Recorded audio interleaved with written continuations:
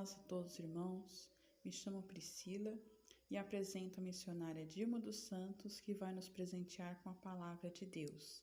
Vamos primeiramente agradecer a Deus pela vida da missionária e pedimos a Deus que venhamos entender e discernir o que o Pai Celestial tem a nos falar, que aprendamos a colocar em prática. Amém?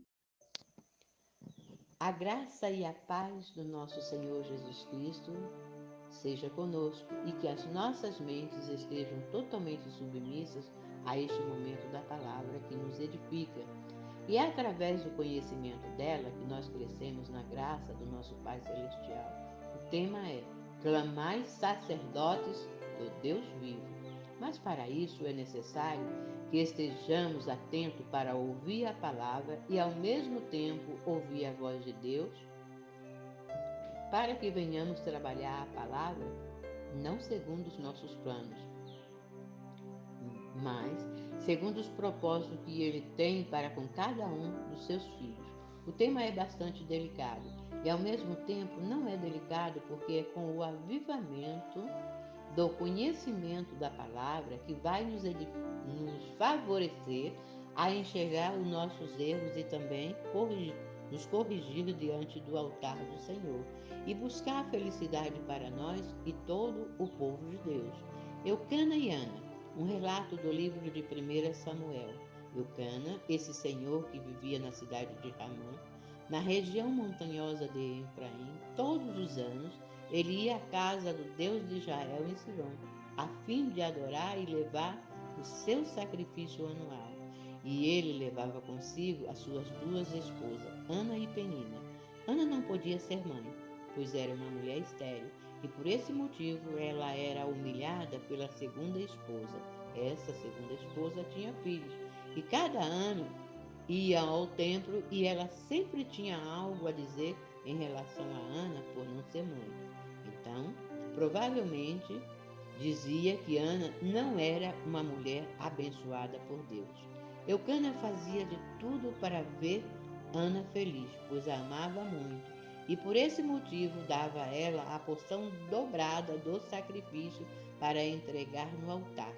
Mas ele via que mesmo assim ela não estava satisfeita. Havia uma infelicidade no seu olhar, na sua forma de agir, e ele dizia: Ana, eu procuro fazer de tudo para te ver feliz, para ver a felicidade brilhar no teu rosto. Eu não sou mais que um filho? E cada ano que eles iam ao templo, Penina provocava cada vez mais a Ana, até que chegou a um ponto que ela não suportou tanta humilhação dirigida por sua rival. Ao chegar no templo do Senhor, Ana se ajoelhou diante do altar e rasgou o seu coração, pois estava com o coração dilacerado pela dor da provocação e humilhação dirigida por parte da sua rival. Ana rasgou o coração diante do altar do Deus Altíssimo. Sim, ela rasgou o coração e clamou em sua aflição que o seu maior desejo era ter um filho. Então, em sua aflição, ela clamava: eu quero ter meu filho. E esse foi o grande pedido feito a Deus. E o sacerdote ali, vendo-a em aflição, disse: você está embriagada. Ela respondeu: não, meu senhor, eu não estou embriagado. O meu coração está dilacerado de tanta dor, e Deus já sabe o que está no meu coração. Então o sacerdote lhe disse: Deus abençoe o desejo do teu coração e faça segundo a tua petição. Deus a abençoou com o filho desejado, e ela colocou o nome dele de Samuel. Quando chegou no tempo de Ana e o seu esposo Eucana voltar à casa do Senhor, ela levou o seu filho amado e entregou ao sacerdote Eli, porque ela dedicou este filho para servir na casa do Senhor, Deus, enquanto ele tivesse vida. E Samuel serviu na casa do Deus de Israel. Esse foi o sacrifício dela e foi um sacrifício vivo. E por muitos anos, Samuel serviu na casa do Deus de Israel. Ele foi juiz do povo de Israel, governou e foi profeta. Todos os anos, Samuel ia a Betel, Gilgal e Mispá. E nesses lugares ele resolvia as questões que o povo lhe apresentava. Depois voltava para sua casa na cidade de Ramã, onde também era juiz. Quando Samuel ficou de idade avançada, sentiu que já estava difícil cumprir com a missão, a qual ele fazia com muito amor. Ele resolveu colocar os seus filhos para fazer a obra como juiz de Israel na cidade de Betseba. Porém, eles não seguiram o exemplo do pai, pois estavam somente interessados em ganhar dinheiro e aceitavam dinheiro do povo e não decidiam os casos com justiça. Então, todos os líderes de Israel se reuniram e foram falar com Samuel em Ramã. Eles disseram: Samuel, olhe, você não está mais em condições de levar avante a obra e os seus filhos não seguem o seu exemplo. Por isso, queremos que nos arranje um rei para nos governar, como acontece em outros países. Samuel não gostou do pedido deles e ficou muito triste. E isso incomodou muito a Samuel. Então ele foi ao templo, orou a Deus e Deus respondeu assim: atenda ao pedido do povo. Não é a você que eles rejeitaram, pois eles rejeitaram a mim como rei. Porém, estão fazendo com você o que sempre fizeram comigo. Portanto, eu lhe digo: atenda ao pedido deles, mas avise ao povo com toda a clareza a forma como o novo rei vai tratá-los. Essa passagem você encontra em 1 Samuel, capítulo 8, versículo 1 ao 9. Leia, mas com muita atenção, porque é algo muito importante o que Deus fala e o que Ele avisa, pois Deus nunca permite algo sem primeiro nos orientar ou advertir.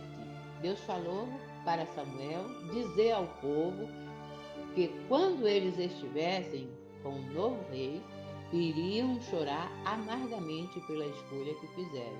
Deus também falou a Samuel que falasse com toda clareza que o Senhor Deus não ouviria as queixas deles.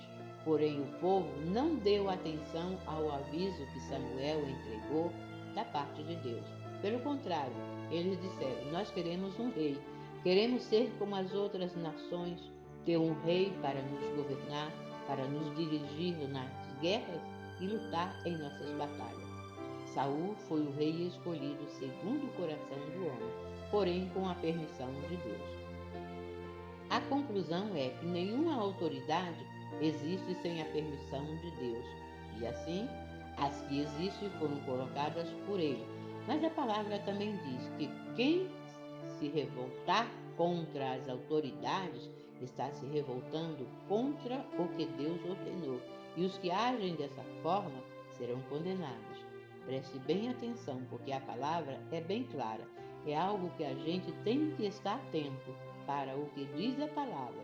Muitas das vezes nós lemos e passamos por cima do que a palavra diz e ficamos sem entender. Quem faz o mal deve ter medo dos governantes, pois as autoridades estão a serviço de Deus para o bem de todos. Não é somente para o bem de uma parte, é para o bem de todos. Então, quando nós escolhermos aos nossos governantes, devemos em primeiro lugar levar este pedido de escolha ao altar do Senhor e lhe apresentar para que possamos votar com consciência de que o Espírito Santo está nos orientando sobre a pessoa certa. Não se fala de A ou B. Nosso dever é, em primeiro lugar, orar e apresentar os candidatos a Deus. É importantíssimo atuar dessa forma, pois como filhos do Senhor Deus, deve ter essa atitude em primeiro lugar, pois as autoridades estão a serviço de Deus e é Deus quem nos orienta. Mas se você faz o mal, então tenha medo, pois as autoridades de fato têm poder para castigar, porque elas estão a serviço de Deus. Sendo assim, você deve obedecer às autoridades, não somente por causa do castigo de Deus atribuído a você, mas também porque a tua consciência manda que você respeite e honre a todas as autoridades. Você encontra esse relato no livro de Romanos, capítulo 13, versículo 1 ao 7. A palavra de Deus fala para cumprir com os mandamentos para com as autoridades governamentais. Então, com esse proceder, você passa a ter sucesso e será bem-sucedido nos negócios, com a família e, enfim, em todas as áreas da tua vida. Em Oséias, encontramos a passagem bíblica que diz: o meu povo não quer saber de mim e por isso está sendo destruído. O que quer dizer com essa passagem bíblica? Quer dizer que muitas das vezes você vai à casa do Senhor para buscar um conselho, mas é um conselho que você quer para que possa viver em harmonia com o lado espiritual, com o Pai Celestial? Ou você vai apenas buscar algo para os seus próprios interesses? Porque muitos hoje em dia estão buscando para os seus próprios interesses. Eu fui assim. Então, Deus diz: o meu povo não quer saber de mim e por isso está sendo destruído. E vocês, sacerdotes, ministros do Deus vivo, muitos também não querem saber de mim e esqueceram as minhas leis. Portanto, eu não os aceito como os meus sacerdotes, nem aceitarei os seus filhos como os meus sacerdotes. Quanto maior é o número de sacerdotes, maior também é o número de pecados que cometem, pois vou fazer a glória de vocês virarem desgraça. Muitos de vocês ganham a vida à custa dos pecados do povo e por causa disso, fazem o povo cada vez mais pecar e pecar. E o povo está pecando a toda velocidade. Está chegando a um ponto que, com certeza, o Senhor Deus está dizendo: isso não é possível. Não é possível o que está acontecendo. Mas vocês, sacerdotes, ministros, sofrerão o mesmo castigo que vou fazer cair sobre o meu povo. Vou castigá-los, e eles terão de pagar pelo mal que fizeram e estão fazendo. Isso está escrito no livro de Oséias, capítulo 4, do versículo 6 ao 11. Estão se esquecendo que existe um Deus que está acima de todas as coisas, e esse Deus está para nos guiar e levar para o caminho certo. Porém, quando não querem esse caminho, o caminho da obediência, a tendência é cair, ir para o fundo do poço, ser destruído, e tudo o que lhe pertence também é destruído. O Senhor diz com todas as letras: povo de Israel, meu povo, eu sempre os amei e continuo a mostrar que o meu amor por vocês é eterno. Eu construirei de novo as nações, mesmo elas sendo destruídas. Eu reconstruirei novamente. E uma vez mais vocês pegarão os seus tamborins e dançarão de alegria. Você pode encontrar esse versículo escrito no livro de Jeremias, capítulo 1, versículo 3 e 4. Quando eu fechar os céus e não deixar que chova, ou ordenar aos gafanhotos que destruam as colheitas, ou mandar uma peste atacar o povo, porém, se o meu povo, que pertence somente a mim, se arrepender, abandonar os seus pecados e orar a mim, diz o Senhor dos Exércitos, ouvirei, perdoarei os seus pecados e farei o país progredir novamente. Segunda Crônicas, capítulo 7, versículo 13 e 14. Porém, o que quer dizer com essas palavras? Deus diz: voltem para mim de todo o coração, orando, jejuando, chorando e se lamentando, em sinal de arrependimento. Não rasguem as roupas, mas rasguem o coração diante do meu altar. Deus quer um coração aberto. Orem, rasguem o coração diante do altar do Senhor, para que tudo possa voltar ao normal. Deus é bondoso, misericordioso, paciente e muito amoroso, e está sempre pronto a mudar de ideia e não a castigar. Joel 2, 12 e 13. Chorem como uma noiva vestida de luto que chora a morte do seu noivo. Sacerdotes de Deus, chorem e anunciem um dia de jejum. Reúnam as autoridades eclesiásticas e todo o povo e ore pedindo socorro. Joel, capítulo 1, verso 8 a 10 e depois o 14. Estamos vivendo em tempos de calamidade e a morte está ceifando vidas e mais vidas. Parece que estamos vivendo no Egito e presenciando o episódio do qual houve a matança dos primogênitos. E Deus manda o seu povo fazer a Páscoa. Porém, antes da Páscoa, passar o sangue do cordeiro nos umbrais das portas. Por quê? Porque o anjo da morte passaria à meia-noite para ceifar vidas e mais vidas. A casa que estivesse com o sangue do cordeiro nos umbrais das portas, o anjo da morte não entraria. Isso para o dia de hoje, o que quer dizer para nós? Que nós devemos rasgar o coração diante do altar do Senhor. Quanto ao sangue, Jesus Cristo já derramou. Mas nós podemos ir ao templo? Realmente não podemos, e não podemos nem ir à rua. Não podemos e estamos afastados de tudo e pode-se dizer afastados de todos os que amamos. Entretanto, podemos cada um em sua casa clamar a Deus, como o povo do Egito clamou quando estava debaixo de toda a escravidão. O povo orou, clamou e Deus os libertou. Nós sabemos que o Senhor é Deus de amor e está com o seu povo. E sabemos que o Senhor é o único Deus e que não há nenhum outro Deus igual a Ele. Deus diz: depois disso, eu derramarei o meu espírito sobre todas as pessoas. Os seus filhos e as suas filhas anunciarão a minha mensagem. Os velhos sonharão e os moços terão visões. Eu derramarei o meu espírito sobre cada um. Joel capítulo 2, 12, 13, 27 ao 29. Povo escolhido. A Bíblia está cheia de resposta para nós. Por que estamos submissos a viver uma situação como essa? Levante-se, povo de Deus. Nós não recebemos o espírito de escravidão para viver em aflições. Pelo contrário, temos o poder de Deus atuando em nossas vidas e temos a mente de Cristo Jesus, que morreu em nosso lugar para nos dar vida, força, coragem, ousadia. E somos guiados pelo Espírito Santo de Deus e chamados de filhos do Altíssimo, pois somos filhos de Deus. O próprio Espírito Santo testifica em nosso espírito que somos filhos do Deus de Israel. As trevas não têm poder sobre nós. A oração de Paulo em favor dos Efésios foi uma oração de súplica para que os mesmos fossem robustecidos com poder pelo Espírito Santo no homem interior para formar crentes fortalecidos e capacitados no poder do Espírito Santo, especialmente em tempo de provação.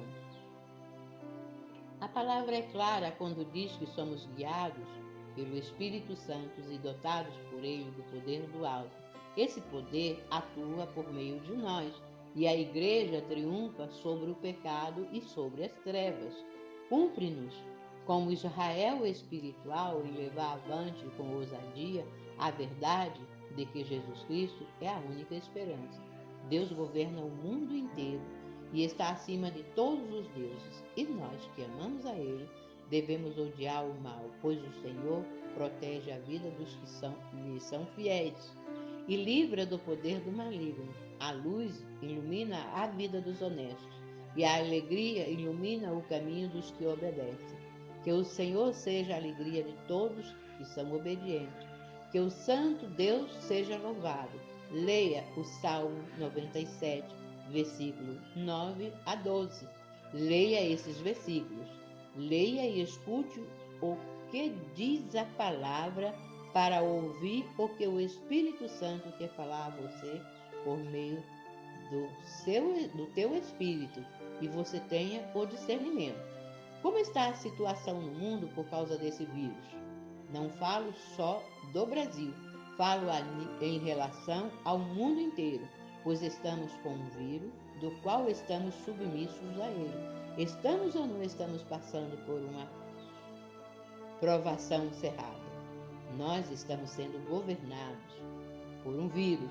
Agora cabe a cada um de nós termos a mesma consciência.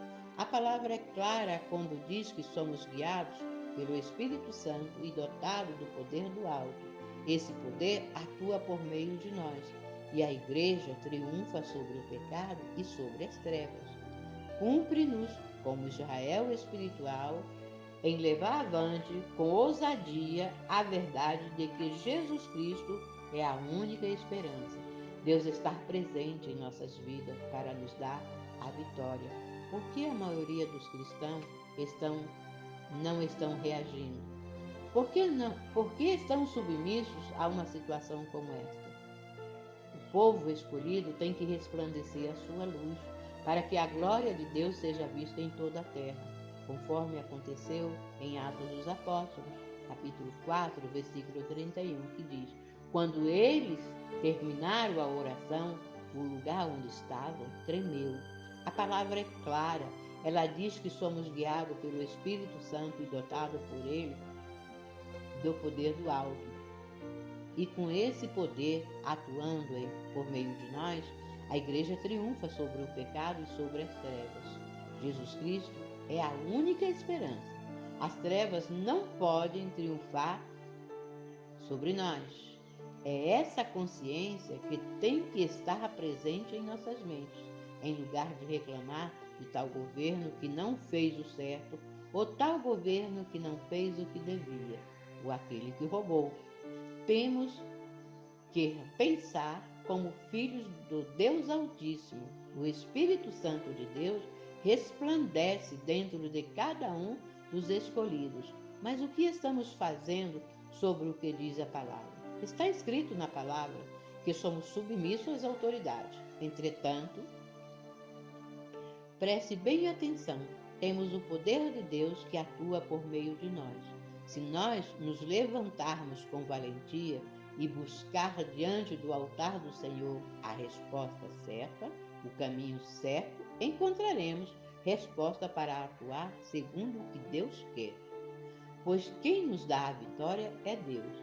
Temos tudo escrito na palavra para entender que todo mal tem que cair por terra, mas é preciso unidade com o Pai Celestial. Nós, os filhos do Senhor, estamos passando também por todas essas adversidades que está aqui na terra e estamos submissos por várias coisas que está acontecendo. E não é só no Brasil, isso está a nível mundial. Estamos em uma situação caótica em relação a um vírus que está ceifando vidas e mais vidas e colocando a economia financeira instável. Estamos submissos a estes fatos. Aonde está Deus? Cadê o seu Deus? O meu Deus está dentro de mim e tenho a certeza que Deus está dentro de cada um dos que são os seus escolhidos. Então, como escolhido do Deus Altíssimo, não devemos estar submissos a uma tribulação como essa. Mas também não estou dizendo que se levante para falar de A ou B, porque a própria palavra diz que não podemos de forma nenhuma nos levantar contra as autoridades. Mas temos um poder que atua por meio de nós, um poder que, se nós rasgarmos os nossos corações, como Ana rasgou o coração dela, pedindo a Deus que suprisse o desejo do seu coração, do qual ela queria um filho, ela gritou aos ouvidos de Deus, de Israel: supre a minha necessidade. E ele a ouviu e supriu o desejo do coração dela. Estamos passando por momentos difíceis e o mundo inteiro está passando por esta situação. Como sacerdotes da palavra do Senhor dos Exércitos, entendamos o que a própria palavra diz, que não vivemos segundo a nossa natureza humana, mas sim a espiritual. Se levantarmos contra essa situação na oração, diante do altar do Deus Altíssimo, eu tenho a certeza que tudo isso cai por terra, pois servimos a um Deus de poder. Avante, sacerdotes do Deus Altíssimo. Vamos levantar a bandeira da oração. Vamos calçar a sandália e levar a boa notícia do Evangelho. Vamos nos revestir da armadura de Deus, levantar a espada, que é a palavra, e em oração, diante do altar do Senhor, você verá a glória de Deus resplandecer. Não entre em atrito com ninguém. Não lute porque você não tem poder para vencer, pois a única saída nossa como ministro é nos unirmos em oração. Somos a igreja e a igreja é dotada do poder insuperável do Senhor Jesus Cristo. E com discernimento espiritual, essa igreja compreende que tem um cargo de suma importância, que é expressar diante do mundo toda a plenitude do poder de Deus. Não podemos ir ao templo, não podemos ir para as ruas, não podemos e estamos proibidos de fazer muitas coisas. Mas Deus nos deu o espírito de liberdade. Somos livres pelo poder do Espírito Santo. Somos livres e não venhamos mais a aceitar uma situação como essa. Vamos levantar a espada e guerrear contra as trevas, mas pelo poder da oração e clamar com a certeza do atuar do Deus que é restaurador. Vamos também profetizar aos 4 ventos para entrar em ação e cada um atuar em sua área. Vento oeste, vento da libertação, fazer a varredura, levar todo o mal que o vento leste, o vento da destruição, trouxe para o mundo. E o vento norte faça a limpeza que é preciso ser feita para que o vento sul volte a atuar e nos traga o prazer para desfrutar das bênçãos que temos aqui na terra. Avante, guerreiros do Senhor dos Exércitos. Vamos a mostrar ao mundo que o poder do Senhor Deus resplandece em toda a terra. Caso contrário, as pedras clamarão. Coloque o seu joelho em terra. Não podemos continuar como estamos. São vidas que estão sendo ceifadas. A nossa economia já está no desequilíbrio e os que não têm condições financeiras para sobreviver, sobreviva. Deus é conosco. O poder do Altíssimo está em nós. Esse poder atua por meio de nós. Vamos nos conscientizarmos que é preciso clamar para que haja uma varredura na terra em relação a esse vírus. Ele não tem poder sobre nós. Vamos clamar ao Deus soberano e profetizar para que o vento do Espírito venha dos 4 cantos da terra. Faça uma limpeza no mundo e destrua a este vírus. A palavra diz que somos mais que vencedores em Cristo Jesus. Então, não podemos ficar submissos a essa situação. Vamos levantar a espada. Vamos entrar em oração e a mostrar ao mundo que o poder de Deus resplandece sobre toda a terra. Glória a Deus. Amém?